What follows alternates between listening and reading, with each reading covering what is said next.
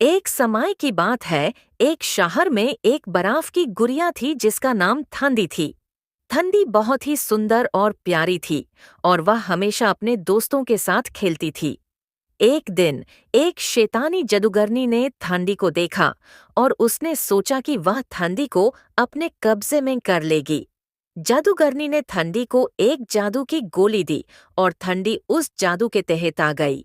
जादूगरनी ने ठंडी को अपने महल में ले जाया और उसने ठंडी को अपने कब्जे में कर लिया। ठंडी बहुत ही उदास थी और वह अपने दोस्तों के साथ खेलने के लिए तरसती थी। एक दिन एक रहमदिल शहजादी ने ठंडी को देखा और उसने सोचा कि वह ठंडी को जादूगरनी के कब्जे से आजाद कर देगी। शहजादी ने ठंडी को अपने महल में ले जाया और उसने ठंडी को जादूगरनी के जादू से आजाद कर दिया।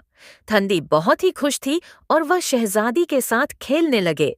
जादूगरनी ने ठंडी को वापस पाने की कोशिश की, लेकिन शहजादी ने ठंडी को अपने कब्जे में रखा और जादूगरनी को हरा दिया।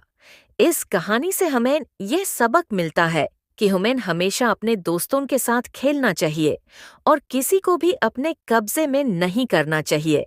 निष्कर्ष इस कहानी से हमें कई निष्कर्ष मिलते हैं।